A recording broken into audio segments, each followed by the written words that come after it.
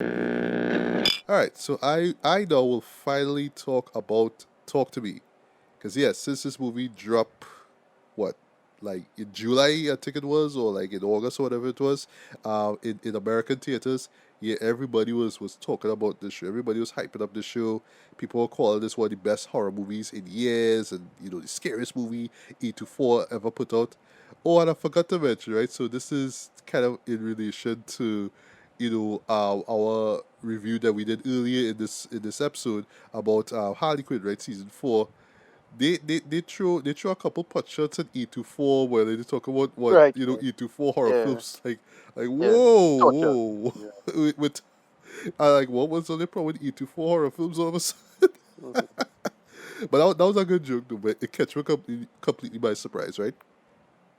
But yeah, this is a E24 release, right? And it's actually the debut feature from Danny and Michael Philippou, right? If I got the names wrong, forgive me, right? Um, I know for sure. I think it's Danny, right? I think it's Danny or Michael. I think it's Danny, right? Chris Stockman actually interviewed him on his pre-production podcast. He interviewed him about his work. Well, that's what. Well, in case you all don't know, Chris Stockman actually has his own podcast. It's really good actually, Right. called Pre-Production, right? So that's where he talks to a director, usually in the indie or horror scene, right? And yeah, pretty much asks him, yo, how did you get your first project off the ground? That's what it is. It's very very insightful. I would say if you are into filmmaking or you want to learn about how films are made, yeah, you should check it out though because yeah, the stories that they tell are really really fascinating, right? So I have to check out that particular episode. But anyway, so it's only after the fact that I realized that these guys are YouTubers, right? They're actually from Australia, right? They have their own YouTube channel. It's just them just and they use that channel pretty much to just how to say boy to sharpen their skills as far as filmmakers and writers go, right? And screenwriters go. I just saw a couple stills. It looks like some really insane, out over the top stuff. Like very like you could tell you could tell that they're inspired by Peter Jackson, especially with his early come up, right? Doing all these weird, insane, genre films, and then when you get the chance to actually make a feature film, yeah, it's drawing from all that, right? But yeah, pretty much this is, and it's also based off of this concept, right? I don't think it's based off a short film or anything like that, but it's a concept, right? So the Right. premise is simple.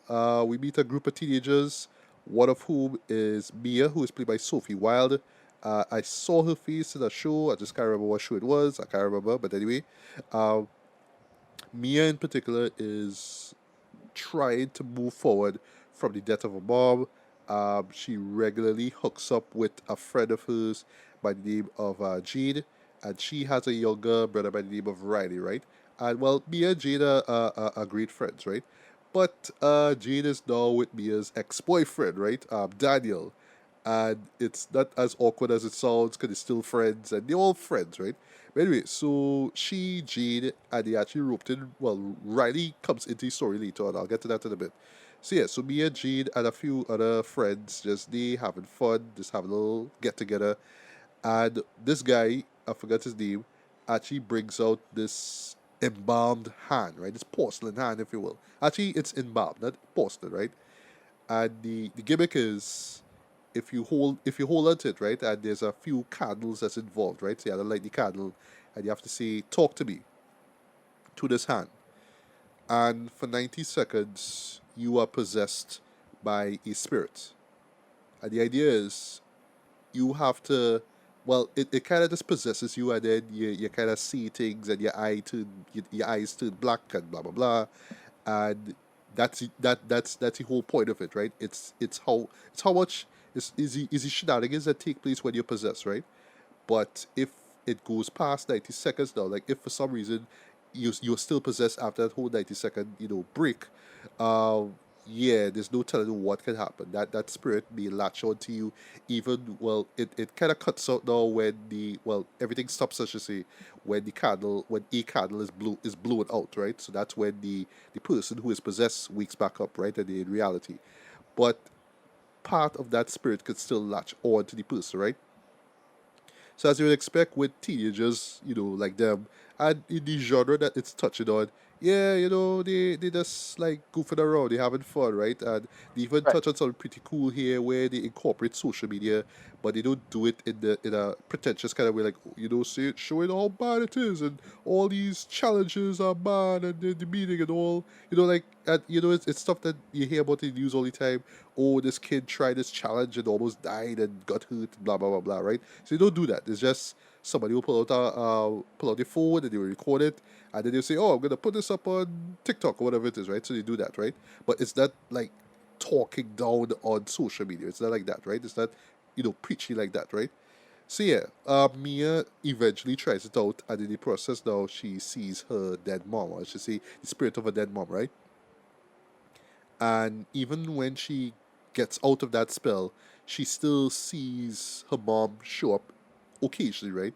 And she's just there trying to figure out what happened because her death, for the most part, remained a mystery, right? She wants to know why what happened, right? And yeah, if you know a thing or two about grief, that is a part of grief. You always kind of wonder, yeah, why did this person go out the way they did? Why did that person tell me that something was wrong? It's that kind of mindset, right?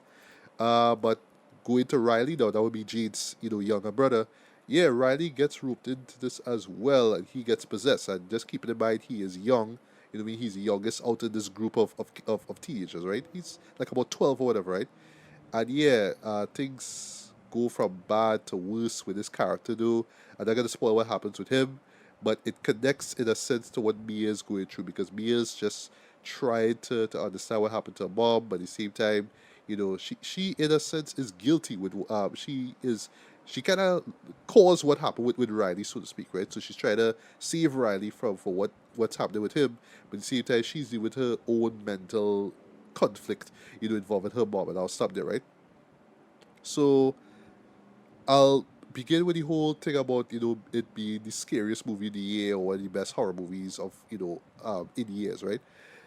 What I could safely say is that this is destined to be a horror classic. This is one that Okay. people Nice. are gonna go back to, and I'll throw examples. So literally next month is the month of Halloween, right? So usually for me, I will go on IndieWire because they have like what I think it's top 200 horror movies of all time, right? That's according to them. And usually every year they update it, they'll always add like a film from either like this year or the preceding year, right? Something like that. So I would be surprised if I go there and I see like Barbarian or something like that there, right? But I wouldn't. I also wouldn't be surprised if when I go to this list come October the 1st or whatever that I see Talk to Me there. Okay, yeah, this a lot of great potential in this. This is a very very well made horror film, right? And I would say as a debut feature, boy, yeah, Danny and Michael just knocked it out of the park. Though this was very well told, this was very well shot. The way how the build tension was great. The characterization was great, though, especially from Mia. Well, I should say Sophie Wilde, who plays Mia. And what I love also too is what I really enjoy, I should say, from it too is how plausible everything feels like, right? Even right down to them doing this whole thing with the hand in the first place. It feels very organic. It feels like, yes, we have a few drinks and hey, look at this cool thing, let's try this out. But it's not like they discovered it and they tried it out for themselves. A guy brought it, he say, oh, he got it from a friend, but that friend and how he acquired it was very messed up. That's all I'll say without spoiling anything. But it's that whole day, like a dare to do this, that whole truth and dare kind of thing, right? It reminded me a lot of like Bodies, for example, from last year, which I actually enjoyed, right? But that Right. one I felt lead a little bit more into, oh, this is us kind of not so much poking fun, but this kind of criticizing, Gen Z culture and how there's just kind of just roped in on just shallowness. What I mean? That's what it is. It's just kind of poking fun at, well, I should say criticizing just how shallow Gen Z is a thing as well. So, thankfully, this movie didn't do that. It didn't really like tell you, oh, we Gen Zers don't know any better. It's not like that, right? It didn't come off like that. But yeah, the way how they react to things is actually a great montage where, yeah, everybody involved in this little get together, you know, being possessed, and they just treated this as like if it's the coolest shit ever. That totally works, right? This the emotion in this really really worked for me though. Like it really feel it for me, especially with her getting over her mom's loss and well her mom's death. Sorry, um, feeling guilty for what happens to Riley, right? Also, speaking of Riley, not gonna spoil what happens to him, boy, but there's some I really dug the visceral nature of this show though. Like when characters get hurt, they get really they you really feel it, boy, right? Right. So all right, I'll just say two words without. I'll just give a term, and that's the best way I could sum it up. Bus head. That's all I'll say. There's a bus head that happens in this, and I felt that. I felt that though. Like when again when characters suffer or are being possessed or whatnot, you feel that chill go down your spine. Though you know something bad is about to happen. Though and I love just how unexpected things are in the show, right? And again, just going back to the story and how it's told, I would say like the third act and where that leads to, the ending in particular is fantastic in my opinion. Though. I really dug how they end that, right?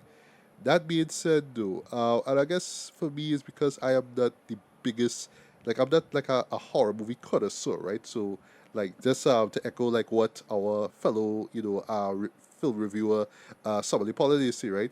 How in her review she said that she's been watching horror films since she was 8, so she saw this as like, yeah, cool, but it didn't scare her, right, at all. Um, I didn't walk out of this feeling totally unsettled. Like I was unsettled in some points, but not throughout the entirety of it. Right? Like for me, um, what makes a horror movie work for me is if I come out of it feeling genuinely unsettled. Like I'm Right. just thinking about, oh wow, like look at what happened and wow, what could have been done to avoid this, right? Here things kind of play out the way they do, and I actually accept and understand where things play out. Again, I just really dug how it ends, right?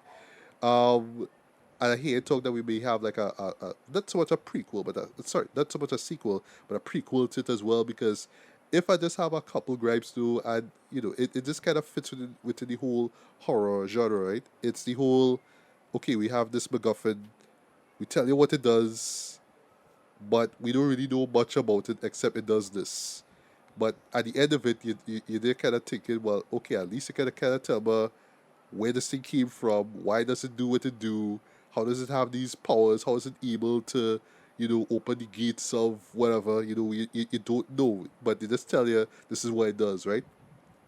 And yeah, I just felt like that was way too ambiguous. Sure. It need again, you kind of need to explain certain things. You don't have to give any full details, but something like this thing, I'll try example, like say Evil Dead Rise, for example, right? Or I should say the Evil Dead franchise, the Necronomicon, right? You know, with those films, they always give you a moment where they tell you where the book came from, who wrote it, what it contains, and what it could do if put in the wrong hands, right? This thing is just a hand that somebody acquire, and there's rules to it, but like, okay, where the hand came from, right? How does it have all this power? We don't know. And you could say, well, that's not the point of the show. It's about how they deal with what happened with using that MacGuffin. But still, like you bring it into the story and explain it, right? That's how I felt. But yeah, that's really like the big gripe that I have with the show, right? But other than that, though, just from a technical perspective, I think that this film really delivered. Whether it's directing, whether it's cinematography, or sound design. I thought the sound design for this was great as well. The music was solid as well. Actually hear a few hip hop songs here or there, some Australian hip hop, you know, here or there, which I thought fit the mood of the show very well. And of course, because it's touched on Gen Z culture and all that kind of stuff, it kind of makes sense to have hip hop in it because bodies did that as well, right? Right. And lastly, again, just it's really the characterization that makes it work. Where what characters do, it feels logical, even within horror movie standards, right? Because yeah, you could look at it at first glance and say, oh well, they're real stupid. Like, why are they doing this for if they know it have all these dire consequences, right? But in the context of the show, it kind of makes sense. It's a dare, right? I'm daring you to do this, and you could see how it could turn into addiction, and then well, it gets way more disastrous from there, right? So yeah, for me, I really enjoyed this too. Will I say it is one of the best movies of the year? No, but um, as far as a debut feature, it is great. As far as just a solid, just well made and to the point horror film, yeah, this works for me, right? I would say that it's a classic right now, but I could see other like critics and articles like IndieWire coming out years later and say, yeah, Talk to Me is a classic, and this is a must see every October leading up to Halloween, right? And yeah, I do see this having longevity in the long term, man, right? So yeah, for me, rating wise, I'm gonna give this decent, strong 4 to 5, man. I think that it is worth checking out. Even if you're not a horror fan, though the emotional aspect of it really keeps you engaged. So it's not just about visceral thrills and blood and whatever, but there's an emotional center to it all that really keeps things going. And I really loved where things played out, especially to the end. That's all I'll say without spoiling anything. But yeah, Talk to Right. Me is solid business, man. And as somebody who has not seen a lot of horror films this year, yeah, this is actually probably the most enjoyable I've seen. Well, that and Evil Dead Rise, but yeah, this is one of the most enjoyable I've seen for the year thus far. Though I really need to catch up on some horror flicks that came out this year. But yeah, this one is up there, man. So yeah, by all means, definitely check out Talk to Me. Nice. And last but not least, we have to end things off with El Conde. Yep. So, Ricardo, I want you to do synopsis for this, but let me Sure. just do my little preamble, right? So, two things. One, I just saw a still of it, and there was something about how it looked, right? So, basically, it's an image of the main character suspended in the air, right? And I just took like just a little glance at the trailer, right? And I said, all right, I don't want to see anymore. I want to go in as blind as possible. But I read the synopsis for this. I was like, okay, this looks very, very, very interesting. I want to see this, right? Second thing I will see this, right? I want to get this out the way before I forget, right? So, Ricardo, pretty much you've been putting me on to Pablo Lorraine since No. I'll Yep. confess, I've never seen No since you mentioned way back when. But Okay. after seeing this, I don't watch No Boy. Like I have Yeah. I have to watch this man's filmography, right? Because I'll confess, the, Right. the only show that I've seen from him was Jackie. That was back in 2016, right? Right. I Yeah. did not Right. see Spencer. I remember you saw Right. Spencer. I Which think was- you which liked it, but which you didn't was a love it. letdown. Okay, okay, okay. Can't remember Yeah. some Spencer was people a letdown, praising but it, but I remember you saying you didn't uh, really like it. I didn't like it too. Right. But yeah, thanks to this movie, boy, I feel so left out, man. Like, wow, Pablo, I didn't know you had this in you, Dre. Like now I had to rewatch all your films, Dre. Yeah. Even Why not? Spence as well too. But yeah, boy, this man hard. This man real dread. He real dread.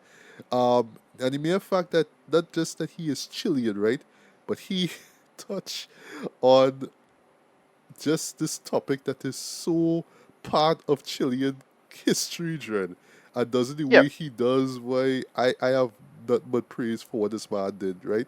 But I will I The will timing. talk about it Timing further. is good to it. Yes, Yeah. because when it was released, well, fun fact, the release date of this, right, 15th of September, Yeah. right? This was 4 days after the 50th anniversary of the For this nice, before. yeah, before, sorry, no, they say Yeah. after. Um, No. Well, they saying when it came out this Friday. yes, yes, well, Friday I go up. seen. I seen September 7th as released. Oh no, it released. That wasn't released in Chile. Yeah, on Netflix it was. Yeah, on Okay, Friday. right. That was the 15th here. Yeah. Okay, okay, yeah, yeah. With the right, it's the 50th anniversary of the 1973 coup. This is where Yeah. Augusto Pinochet, Took over. took over Chile, right? Yeah. Hmm. Yeah, that's the mere fact that he was able to get this out to a wider audience on this day, dude, is Yeah. amazing to me, right? Yeah. But yeah, That is an accident. I went in as I just went in doing just Augusto Pinochet vampire. That vampire, yes, because yes, folks, this is a vampire story. It's a black comedy. It's a very, very, very pitch black satire, Yeah. and it totally works, man. This absolutely works. But yeah, before I gush over this movie even further, yeah, Ricardo, take it away. What is El Conde about? Right. So yeah, you kind of explain it. El Conde is based off of the late Chilean dictator Augusto Pinochet, and what it does, it reframes him and mystifies him into a fantastical vampiric creature that has been haunted the earth for hundreds of years, even before the events of the September 11th, 1973 coup. And it goes through his narrative and lifestyle, his children, how vampires operate and work in this world, and who it also recontextualizes another famous right wing figure, uh, who's the narrator of the story. That's all I'll say. Not spoiling anything else. Uh, that's what it does. So it focuses on his family and the basically them trying to scramble around the his wealth because Augusto doesn't want to be here anymore. That's basically the core conceit. He found himself lived too long, and he trying to like cater to his legacy, but he kind of doesn't want to continue. So now that narrative has to play out in terms of well, what you gonna do going forward, and who and why someone involved in the Catholic Church comes in and is relevant to that, and then it makes that everything has to come together in terms of where the legacy of this person, who we called El Conde, is to go forward. And yeah, like you, I also love this. I thought this was excellent. I had a lot of fun with it. It's pitch black. I'll give it a rewatch or two because I know it have a lot of like subtext and jokes about Chile and whatnot. And yeah, Pablo Larraín just total middle finger to right wing politics in this movie. Holy shit. Um, but it's really good and funny stuff for what it is and what it's trying to do and say. And it's the subtext and the conceit of the relationship between this and using vampirism and the idea of a vampire as a reference point for that is very simple but very clever. And he makes it work for what it is, and especially the big reveal involving the narrative of the story, right? It's another famous right wing figure, famous for right wing politics. I really like what they do with it. It slows down a little bit at the end for me. Like that feel kind of arbitrary and out of nowhere of where it went in the ending. But I was like, all right, that could kind of work. But that piece of information kind of came out of nowhere for me. But whatever, it's fine. It's vampire bullshit anyway. It is very fun. Like when you find out again, you have to. It kind of reminds me of this movie a little bit. Oh gosh, a movie where they're turning people into animals, and the subtext of that same kind of Lobster. dry comedy. The Lobster, Yes, yes, it still remind me of haven't that a seen little that. bit. Shame on me. I Okay, know. right, but it still remind me of the Lobster a little bit into that style of comedy where it just is dry, sardonic kind of take on everything, how the characters read the lines and how they put forward everything and the context of how these characters frame themselves. Um, and because of the content and the what the subtext of what they're trying to talk about, especially in relationship with Chilean history, and well, at the time, a lot of global history and the relationship with communism and Marxist and Leninism.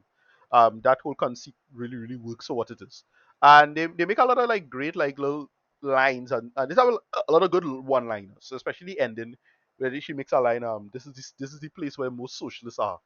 That's a funny line given where it was, right? Where the final shot is the final piece.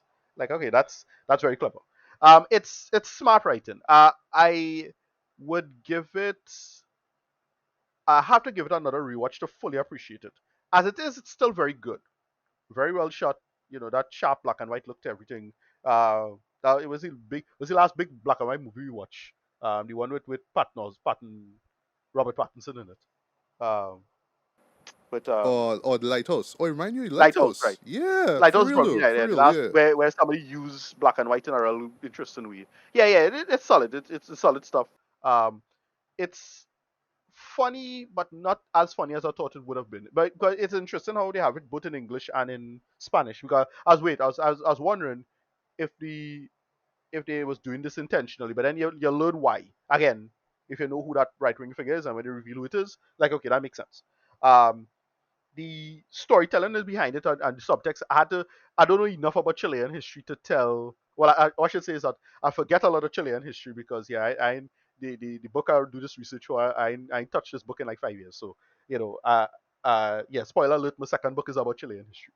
Uh, but the story is good characterization. I was like, okay, right, this is this person and this is referencing um Patio 24 and this referencing this thing and that thing. And I had to look for lines and I did dig up. I did give it a second rewatch to give it a fair shake and to see why it works. But as it is, it's great, right?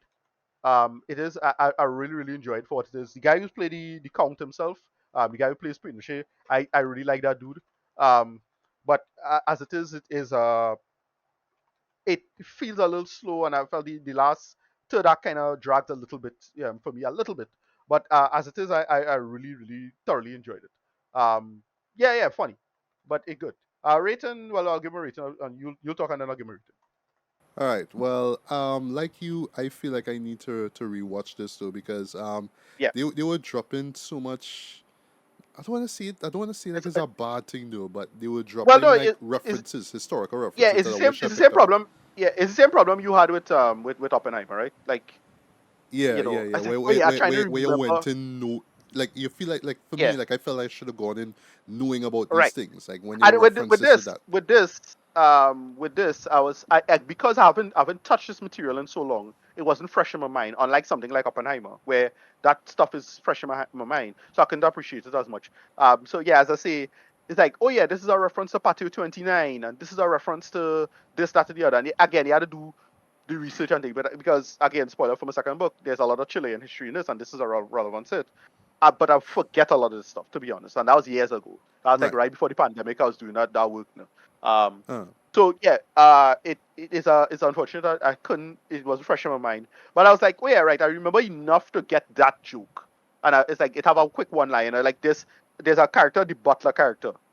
I like, oh right, that's what he is reference to. And like, okay, I get it. It's right. good. It's funny, Yeah, but it didn't. I understand. Hmm. Right, it's the same problem. The same problem. I had Yeah. it. It's one of those. It's not fresh in my mind, so I couldn't appreciate it as much. But I'll go back and give it a second watch, and then probably I'll appreciate it more. But I know there's a lot of data to pull from, and that's why a lot of this works. For what it is.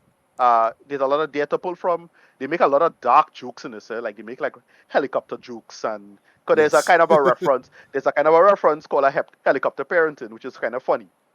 That's kind of funny. But it's a super dark joke given the context of the story. If you know what that is, yeah, stuff like that. Uh, but it plays really dry though. Like that's what it felt like. It felt like the lobster plays really dry, and that's why I didn't hate it. But you have to know what to look forward to, and especially with the characters speaking Spanish. It's like, all right, I don't know what to look for in terms of cadence with acting or referencing. And that stuff is kind of go over my head anytime somebody come from a foreign language. With that, but I just assume it's funny. Like it have a couple of bits, like okay, that kind of funny, and this kind of funny. Like this, there's a scene involving the main the wife and the butler guy when that was revealed, that's funny. It's like, okay, I get it. But it's played really dry and straight too. So like, all right, okay. Yeah, go ahead. Yeah. Sorry. No, Mhm. that's all right. That's all right. Yeah, but for me, I think the dry humor is what made it work. What made the Yeah, whole film work, right? So even when they were dropping these historical, factoids, right? It wasn't like, well, all right. What I will say, right, is that okay, so I know this might be a gripe for some people, right?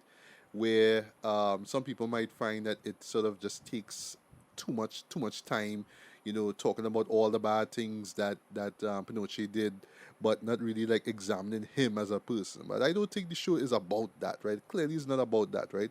It's just taking the piss out of him, but that's showing just ultimately, and this is the reason why they chose the vampire genre in the first place, is it's quite chilling how they set it up to near the end to that. Yeah, evil yeah, never dies. Like evil literally yeah, yeah, never yeah, yeah, dies. yeah. Right? Like just how they end the film off was chilling but very hilarious to me though in a very dark way, right? So there's actually a bit, right? Like, what I call it, like a sequence. Yes, a sequence, right? Where the same where the nun character, right, and she's talking to Augusto's children, and she's just bringing up Yeah, all these facts, like this thing and that thing and what your dad did and yeah, all that kind of stuff, right? That I didn't mind because of the acting and how she was playing it, right? She yeah, has like this sort of like bright, upbeat look to her, and the way how yeah. she's talking to them, but you could tell I, she just taking the piss out of them too, though. So I was exactly. No, really no, but enjoying that. no, they play with that cadence of why this stuff so insidious. Because Yes, eventually, when you're reaching that kind of moral space, all you could do is just, well, for lack of a better term, is basically whataboutism, right? It have a term called whataboutism, and that's basically what he was engaging. It's like, oh well, we're not as bad as blah blah blah. Them worse. It's like, yeah, well, yeah. that don't change. Well, not that what you do. So Speaking I of like that, that. yeah, speaking of that, Yeah, there's this running theme about, I'm not a murderer, but was Paul is saying, yeah, I'm not a murderer, I'm a thief. but it's all Right, about, right, right, right. oh, which one is And he mad about worse. that. Yes. Yeah, yeah. Little things like that. So this they get into that aspect of. So that's why I say the subtext of the using the vampirism conceit is really good. Because for all intents and purposes, historically, he's like I don't know anybody who's defend Augusto Pinochet. Like I don't know anybody who's defend unless you're like some weirdo right wing person. Yeah, he was a ghoul for all intents and purposes. He's basically a ghoul. So using this as a very simple but very clever conceit to set that up. And that's why a lot of this works. Again, to be clear, this is a complete middle finger to right wing politics. Holy shit! Like, Yeah, wow. it Like is. It I is. thought I thought no was vicious. This one just like really real bring out the knives dread with Yeah, this boy. one dread. Like it yeah. And Yeah. this is and I like the little accord is like wow, that's a brutal line.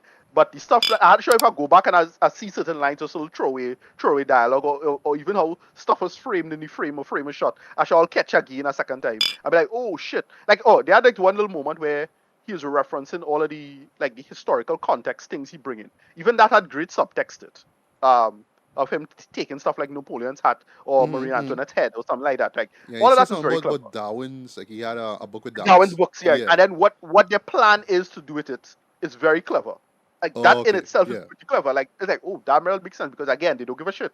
It's just about money. Mm-hmm. Like, all right, that makes sense. I like it's stuff like that. And it just why it works is that the layers of the pathology, like you have the monster top, but then you have these Nowherean children who are arbitrary. And it's, that all they care about are concerned with. And it works and it really, really works. It works. Yeah. I think mostly it works. And yeah, even though I have to give it a rewatch, I think it still already is in my top 10 for the year. Um, I I'm gonna get to that near the end. I'm gonna yeah, close up with that. But thanks for bringing yeah, that yeah, to her. yeah. It's good, yeah. Right, right. So, also one thing that I know people might criticize a lot too, but I think it works. Is the voiceover narration. I think that it works very, very, very well. Of And the thing course, is, right? yeah. So, 'Cause it pays because off. yes, exactly. So we don't want to Yeah, spoil anything beyond that, right? We want you all to experience it for yourself, right? So I just there like when it starts off with the narration. In my head, I tell myself, okay, is this like I have an English dub for this? Okay, no, no, because I hear no, people talking Spanish. There's also a yeah, moment where people talking French. It's like okay, all right, all right, all right. But the payoff though is absolutely worth. That's all I'll say, right? But it does fall, and I know this is gonna be a nitpick for some people, where it's oh you're kind of explaining everything to me like, but I think in the world in this case it actually works, right? Because this is not the traditional, like I don't want to say the traditional vampire, right? Like it still follows certain rules, when it comes to the vampire archetype, right? But it cheats certain stuff up, right? So there's this long running thing, plot subplot, if you will, about hearts and how they must right, feed on hearts, right? I right. like you see it as it looks kind of silly at first, especially like in the modern day where Augustus is blending them. You know what I mean? Like you just see that like okay, you know what I mean? But it pays off. That even that little pays off too later on. So there's a purpose to the narration as well, right? Also love how droll it is. Like at first I was thinking it's deadpan for the sake of being deadpan, but nah, it's droll. Like really, like wow, like Yeah, look, like they just like it in itself is taking the piss out of what's going on. Like you know what? Ugh, look at this, right? So pompous, right? And then again with the payoff, that's all I'll say, right? Yeah. What really drew me in from the beginning though was the visuals, right? This is one of the best looking black and white films I've seen in a long while. Though. The cinematography this is Oscar worthy. And what I love about this, and it's a good thing that you bring up the lighthouse, right? I should look up what this style of black and white filmmaking is, right? But essentially, it's meant to look like you're watching something out of like the 30s or 40s. Like it has right, yeah. like a lot of smoke, a lot of fog. Yeah, no, You know what I mean? And it somebody made just a has point. this I forget. I was talking to somebody and he's gothic vibe about to it, a it, man. friend. It felt like oh gosh, that movie with about Joan of Arc. Remember that old Not the movie? Passion of Joan of Arc, which Passion of Joan of yeah, Arc, yeah. still haven't seen that It show. Shame on me, I know, right? But yeah, Jeez, Lord. I Yeah, know. but the main girl, she was maybe the nun. It reminded me of that. No? Like Oh, it had some of that kind of imagery yeah. in it, the Catholic imagery kind of stuff. I was thinking of that. Yeah. And it kind of makes sense to bring up Jonah Arc because yeah, she is very, very, very adamant about her belief in God, right? But I like Right. Right. how they show the dark side to it too, where yeah, she have this conflict in her, right? And even the droll, the narration set it up like she's a woman of God, but she still has fascinations with the devil and all that kind of Right. stuff. But she That how played. They have a play with that, and I find that what she said about it is very funny and clever on its own. it Again, is, yeah, very very plain with the whole conceit of how religion was kind of halfway. Mostly, well, to be fair, this was mostly in Argentina, to be honest. yeah, Where yeah, the Catholic Church was kind of part of the bullshit, but also a lot of Catholics uh fight to defend against the bullshit and so on and so forth. Uh, so they play with that. Like that's what she kind of hinting at representing. There's mm-hmm. also a part where again they could tell this is like real biting satire where they talk about gaining all the resources itself, like the Yes. church Canaan. I was like, okay, I Yeah, get when I what they're see that, I going was like, for. all right, all right, all right, all right, Yeah, take win. yeah. It's all Yeah, these little things. Like it add up. I would say it there. So yeah, it's yeah, some good stuff with Jonah stuff. As I said, right. yeah. That's the last point, and that's I'll give my reason quick. Yeah. Pablo Larraín is somebody who's remained reasonably consistent for me. Big fan of No. Probably one of my favorite films of the decade. Loved his Jackie. Big fan of that Jackie. Didn't care for Spencer, but only because he made one very bizarre choice in it, and I still don't understand the logic of that, and it doesn't really. That's what pulled down the movie. Because if you just played straight, I would have enjoyed. Like if you played just like Jackie, it would have been fine. But so that didn't really work all that well for me. But this is for the better or for worse, kind of a return to form in a sense. I still kind of iffy about the ending, but like I get where they're going for with it. Like it still works for the most part. Yeah, rating 9 out of 10, probably close to 10. This is really really excellent. It just everything comes together very very funny biting, and this is me missing stuff. So far as if I were to go back or if my mind was fresh watching it, I'd have really really I'd have probably enjoyed this a lot more. It's mostly because I just forget a bunch of shit that I didn't do research in like 5 years. That was the main problem. So to get off the top of my head, it was like, oh yeah, right. I had to get this reference and every joke and every line, and I had to read. I think the big problem is that everything was in Spanish, so I had to read the subtitles and pay attention, and I wasn't doing that. But that's like more my fault of anything. But I caught enough for me to appreciate the material as it is. Yeah, Power Ryan it is another big win. Um, Hmm. oh, the other black and white was Macbeth with Yes, Denzel. the tragedy of Macbeth, Yeah, yeah, yeah, yeah. That's the one I was which trying to would remember. have been my top favorite movie of last year Right, right, sorry, year before actually, 2021, right, had I right, seen it then, right. right? But whatever. Yeah, yeah, Yeah, but back to them visuals though. yeah, But glad I gave the rate, right? But yeah, back to them yeah, visuals. Yeah, I don't know. It's something about just that crisp black and white cinematography and just visuals in yeah, general that really roped me in, and that's what drew me to it in the first place. It really has like early gothic yeah, horror movie vibes there. Like say yeah, yeah, Vampire, for example. I believe that came yeah. out in 1923 or Yeah, 1926. I can't little remember. Or Nosferatu-ish like kind of vibes Nosferatu, at yeah, times. yeah. Yeah, Where it's yeah, not just we shoot in black or white. No, we had to make like the skies look gray. You know what I mean? And you yeah, need and, to and fog out. fogged Yeah. out and all that kind of stuff, right? And we do that. It But has it also felt a little bit like Rules of the Game. well, A little bit. yes, A yes, little bit like that. I was getting at that vibe from it because they in this manor out there and it's just yeah. In the rich middle of nowhere, literally. yeah as a rich spoiled pricks jostling for the money normal thing. Yes, yes, yes. That's what I was getting a little bit of that there too as Yeah. well. But Hmm. good thing you bring up the good thing we bringing up these titles, right? Because you could tell that Pablo and his team were drawing from so much films, right? And not just Yeah, satire, but also like classic horror films, right? Because yeah, I could see Nosferatu, I could see um, Vampire, as I mentioned before. I could see those influences in this, right? But I also love the fact that it's set in modern times, so to speak, but it doesn't really yeah. tell you when it is. The only clue It's is pre- just it's presumably it's no. past in the 2010s. That's all we know. Yeah, That's all yeah. we know. It's presumably no. Like it's presumably it's no. Yeah, But I just assume it's kind of no. But yeah. yeah, but like you wouldn't see any phones, but you'll see a blender, you Right, will see a deep right. freeze, right? That's all I'll see. But it Yeah. would So tell much you the time passed. exact day and time and whatnot, which I Yeah. love, right? The acting is great though from everybody, right? Jaime Vadel, who plays Yeah. Augusto, is great, and he is actually like 85 years old, right? Yeah. 87, Wow. sorry. And I don't want to say he fit the role though, but yeah, Yeah, yeah, he owned it though. yeah, But I didn't expect the butler character to be it as well, and what they do with yeah, him was yeah, great. yeah. The family dynamic was great, but great in the sense that you watch them like, wow, are they really that dense? Are they really Yeah, that yeah. stupid though? Like really, But then the really? whole point, You know, the but whole that's the point is point of that it. yeah, they're the coolest is enjoyed. Like, but it's that just it's not only vapid coolnesses, but just a kind of just a hollowness of character. No?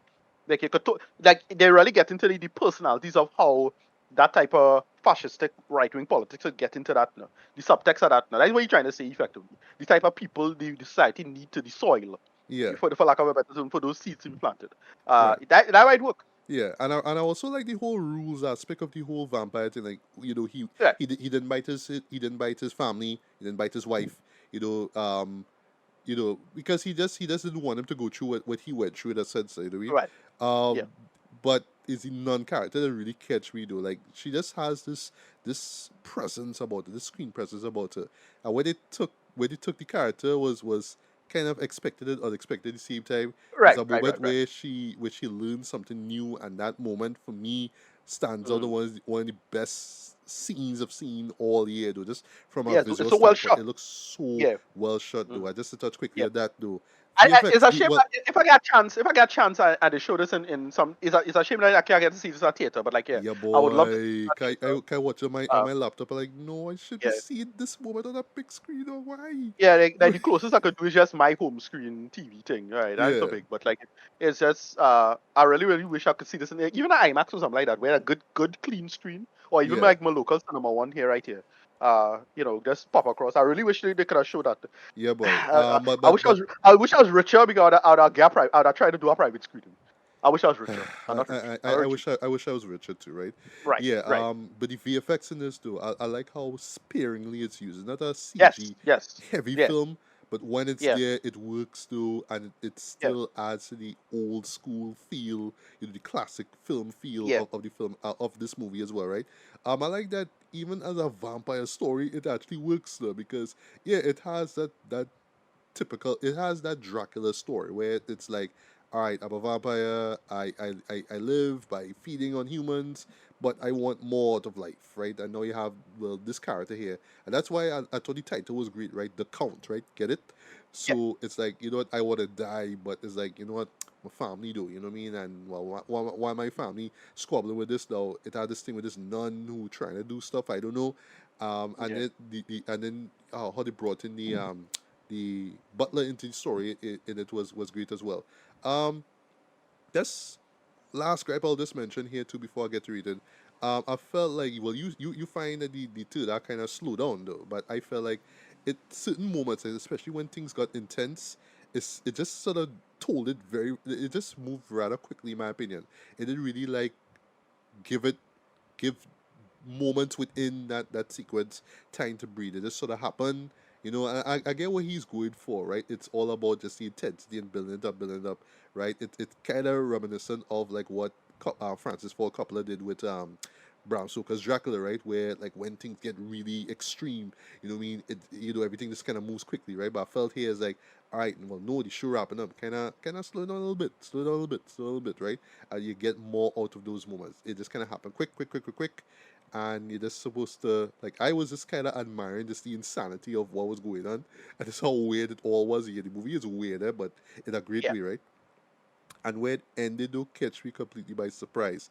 It's very effective. That's all I'll say without spoiling anything, though. But it's the underlying message, though, of just yeah, evil never dies. That is what like I came out of that movie with a smile on my face, with a broad yeah, smile on my face, because of just how dark this comedy is, right? But yeah, I had that chill though because of just that message that the yeah. film I'll say delivered okay. and So how it did it. what I think is where the time in which it is probably 2006. That is when Pinochet actually died in real life. Uh, so it's probably in the mid 2000s maybe. But because the thing is, they were given very specific dates throughout the story, and I was like, why they give this date? Why they give that date? Why they give this date? It very very specific dates in the past, especially in the past. And I'm trying to see if there's a thread there that I didn't really connect yet about why they make these decisions. Because I think I know what the thread is with respect to the mindset. and how these political movements move through. That is what I think is going on.